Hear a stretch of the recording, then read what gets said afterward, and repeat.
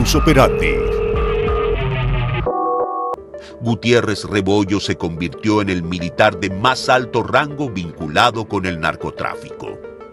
Según el general Cervantes, el entonces ex zar antidrogas Gutiérrez Rebollo había contratado a varios desertores del ejército para apoyar las operaciones del cártel de Juárez, y su enlace con el cártel fue su yerno, el capitán Horacio Montenegro, quien se desempeñó como responsable de la sección segunda de la Quinta Región Militar, donde se ganó sendas condecoraciones por su actuación sobresaliente en el combate al narcotráfico y al crimen organizado.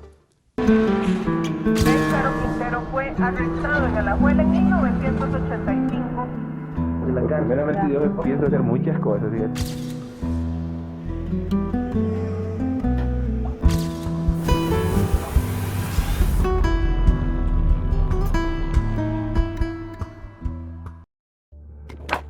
El general Jesús Gutiérrez Rebollo nació el 19 de abril de 1934 en Morelos y durante su paso por la milicia encabezó las zonas militares 12 en San Luis Potosí, la zona 15 en La Mojonera en Jalisco y la zona 9 en Culiacán, Sinaloa, en la década de los 80s.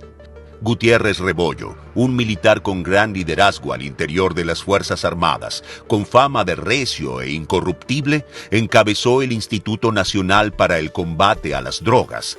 Antes de asumir sus funciones como zar antidrogas, donde solo duró 72 días, el general Gutiérrez Rebollo había ocupado durante 7 años la comandancia de la Quinta Región Militar, que abarca los estados de Jalisco, Zacatecas, Colima y Sinaloa, y Aguascalientes, desempeñándose en forma simultánea como jefe de la 15ª Zona Militar, con sede en Guadalajara, Jalisco y Sinaloa, zonas en donde floreció el poderoso cártel de Guadalajara de Caro Quintero y Félix Gallardo, que, en los 90, desplazarían a los cárteles colombianos de Medellín y Cali. El general Gutiérrez Rebollo parecía inamovible.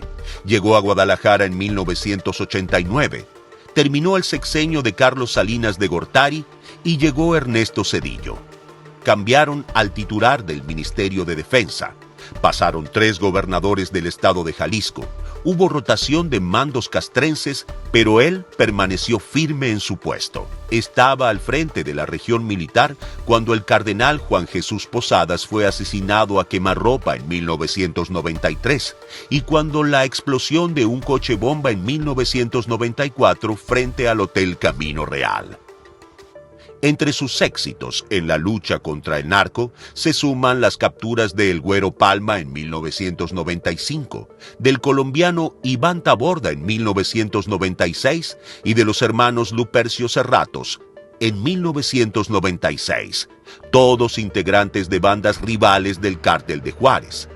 Estas capturas lo proyectaron como el zar antidrogas, congratulado por el entonces embajador estadounidense James Jones.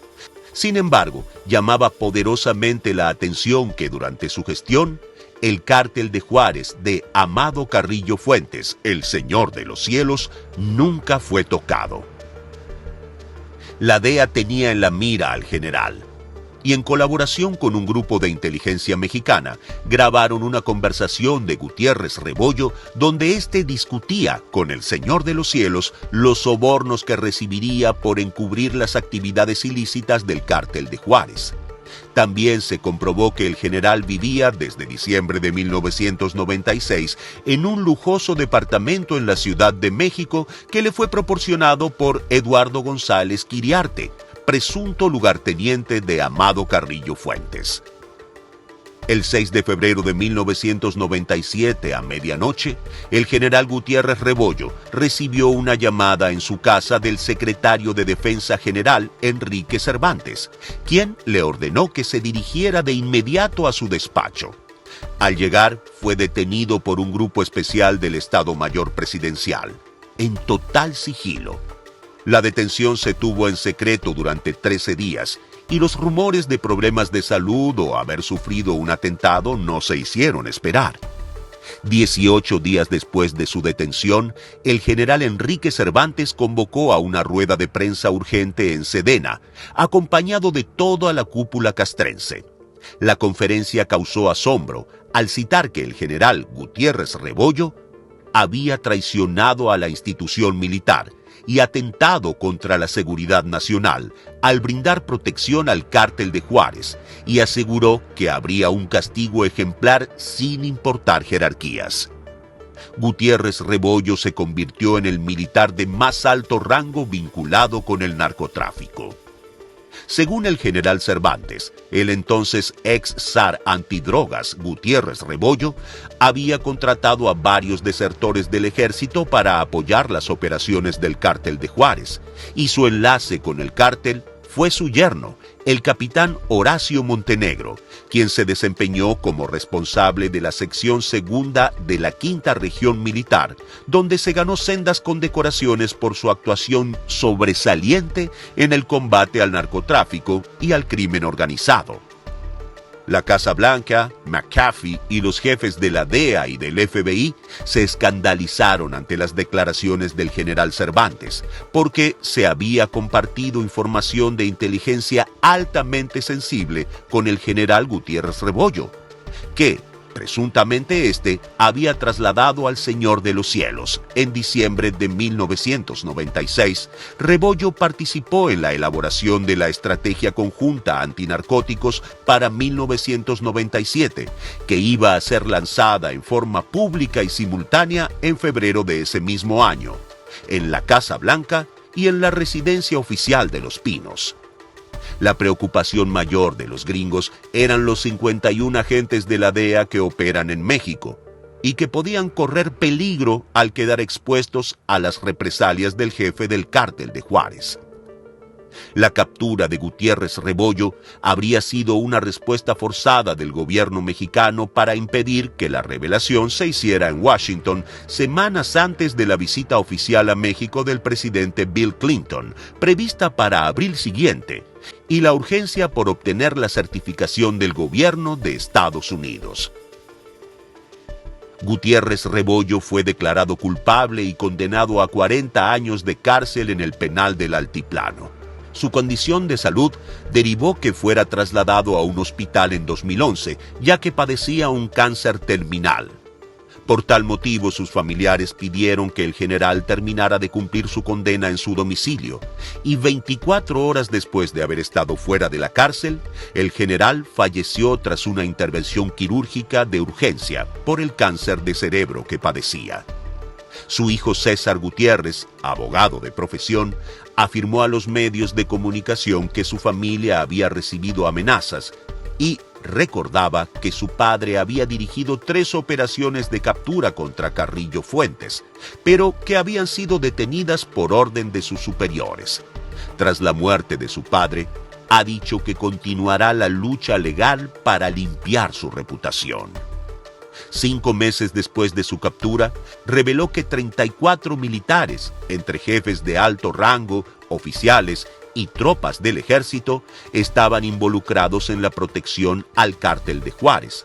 Y esto confirmó que el escándalo de la captura de Gutiérrez Rebollo era solo la punta del iceberg de la corrupción en el gobierno mexicano durante los sexenios de Miguel de la Madrid y Carlos Salinas de Gortari y el entonces presidente Ernesto Zedillo.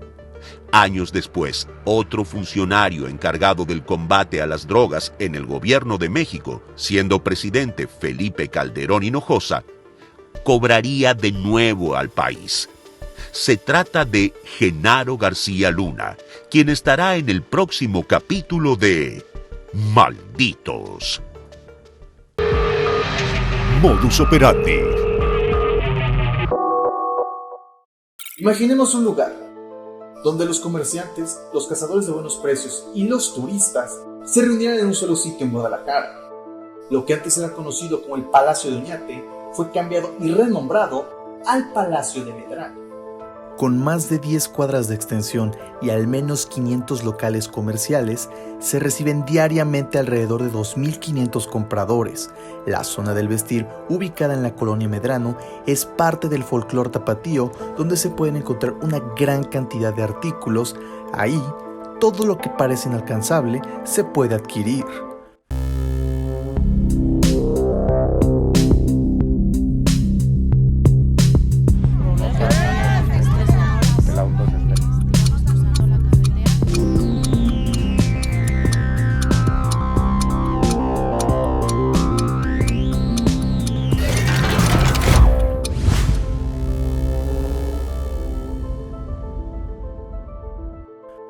Ropa y accesorios es lo que más se vende. La gente camina apresurada, busca, sale de una tienda, entra a otra y los gritos de los comerciantes no faltan.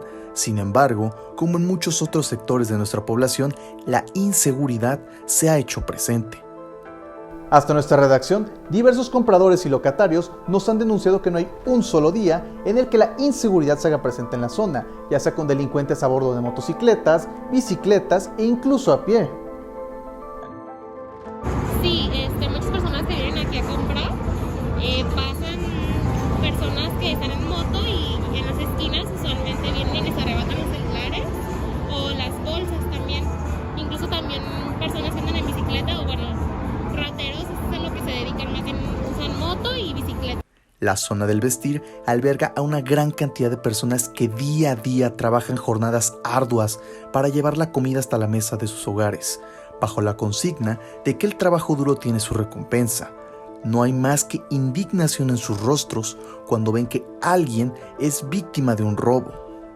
Nos damos cuenta de todos los robos que ocasionan quitarles el celular y hasta la misma bolsa de... A mí no, pero sí me ha tocado ver a la gente cómo le han quitado sus pertenencias, cómo van corriendo atrás de las motos, gritándoles. Cuando se suben a las banquetas, que casi están esquivando a la gente, no les importa si las avientan o no, con tal de robar un teléfono. Sin embargo, los denunciantes indicaron que no solo se han robado celulares, carteras o bolsas, ya que la inseguridad es tal que incluso dejar tu vehículo y volver para encontrarlo donde lo dejaste se ha convertido en una moneda al aire. Incluso una vez se robaron aquí una moto y pues no nos habíamos dado cuenta hasta que nos dijeron que revisáramos las cámaras y todo. Estas personas nos han pedido que seamos su voz ante las autoridades para exigir mayor seguridad en la zona, ya que a pesar de que hay cámaras de videovigilancia, estas no intimidan a nadie y la delincuencia crece día con día. Cronos hace referencia al tiempo y a la cronología de las cosas, por lo que te contaremos historias en el orden en el que sucedieron, detallando acontecimientos de inseguridad, arbitrariedad e incluso situaciones ilícitas. Esto a través de investigaciones, entrevistas y reportajes. Yo soy Aldo González y en esta nueva temporada de Modus Operandi seré quien te narre esas historias. Si tienes alguna historia que quieres que sea contada, mándanos mensaje a través de nuestra página de Modus Operandi o a través de las redes de Guardia Nocturna, y nosotros seremos la voz de quienes no han sido escuchados. Modus Operandi. Dicha versión coincide con algunos testimonios de habitantes de la comunidad, ya que detallaron que la camioneta blanca en donde viajaban los estudiantes era perseguida por elementos de la Guardia Nacional, quienes realizaron disparos.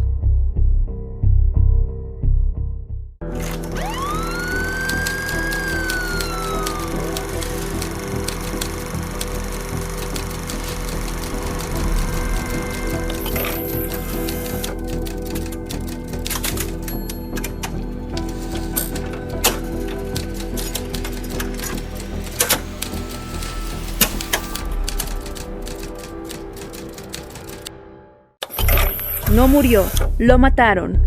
Se lo llevaron vivo, muerto lo entregaron. Vivos se los llevaron, vivos los queremos. Estas son las frases más sonadas en las manifestaciones, entrevistas y denuncias de los familiares y amigos de 3 jóvenes que fueron víctimas del uso de la violencia por parte de autoridades. Fue la tarde del 27 de abril cuando una tragedia ocurrió en la comunidad del Copal, en León, Guanajuato, pues 3 jóvenes estudiantes fueron atacados a balazos por elementos de la Guardia Nacional y uno de ellos murió. Bienvenidos a una emisión más de Indicios. minutos antes de las 5 de la tarde, cuando 3 jóvenes salieron de una reunión de un lugar llamado La Parra, ubicado a las orillas de la comunidad del Copal, donde se localiza la Universidad de Guanajuato.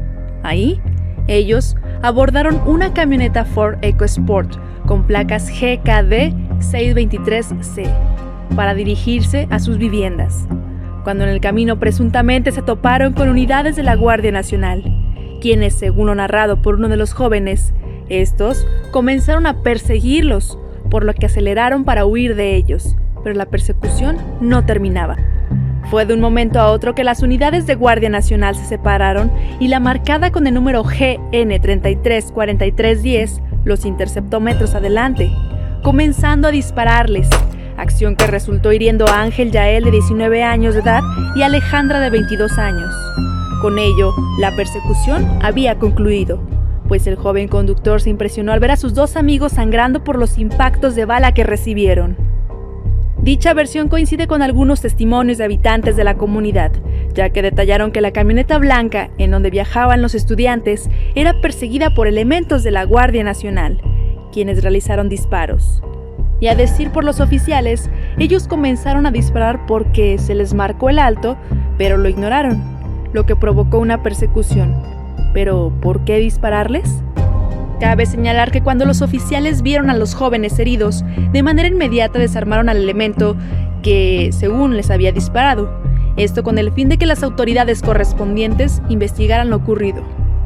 Hasta el momento, se desconoce el motivo de dicho ataque. No se ha dado a conocer por parte de este elemento. Como es de esperarse, en un acontecimiento de estos, los elementos acordonaron el perímetro de donde quedó la camioneta y realizaron el llamado a una ambulancia para que les diera atención a Ángel Yael y Alejandra. Pero a la llegada de los paramédicos comenzó la revisión de sus signos vitales, y fue cuando declararon que Ángel ya había muerto, mientras que su amiga estaba grave de salud y fue enviada a un hospital para darle atención. Tras los hechos, la comunidad estudiantil alzó la voz y manifestaron su indignación a través de redes sociales, donde comenzaron a publicar que los elementos de la Guardia Nacional eran asesinos. ¿Y cómo era posible que mataron a un estudiante? Pues los 3 jóvenes no eran de un grupo delictivo, no eran asaltantes, eran estudiantes de la carrera de agronomía. También, a través de sus redes sociales, el rector de la UG lanzó un comunicado donde externaba sus condolencias, pero también brindaría todo el apoyo necesario, pues repudiaba la violencia. Además, el gobernador Diego Sinue condenó el actuar de los uniformados. Derivado de la presión social y la denuncia por parte de familiares, 2 de los elementos de la Guardia Nacional fueron detenidos, pero uno quedó en libertad, y el segundo, un infante de Marina comisionado a la Guardia Nacional, está en prisión preventiva. Fue el 3 de mayo que la familia y toda la comunidad estudiantil vestida de color blanco se manifestó, recorriendo la calle Cantarranas, explanada de la Alhóndiga de Granaditas, Avenida Juárez, Plaza de la Paz. Esto para salir a gritar a las calles ese dolor, esa injusticia, pues les arrebataron a un amigo, a un compañero, a un hijo, a un hermano. Además, como forma de protesta de los estudiantes, uno de los días realizaron pintas rojas, figurando la sangre que se ha derramado por la violencia que está ocurriendo en el país y en Guanajuato. Sin embargo, no duró, pues la institución ordenó limpiar todo. Somos los nietos de la revolución, hijos del 68 y hermanos de los 43, decían algunas de las consignas de los estudiantes. Sigue disfrutando de nuestros contenidos en Modus Operandi. No te pierdas el próximo capítulo. No te pierdas más historias de los malditos, investigaciones de cronos y recreaciones de indicios. Solo en Modus Operandi.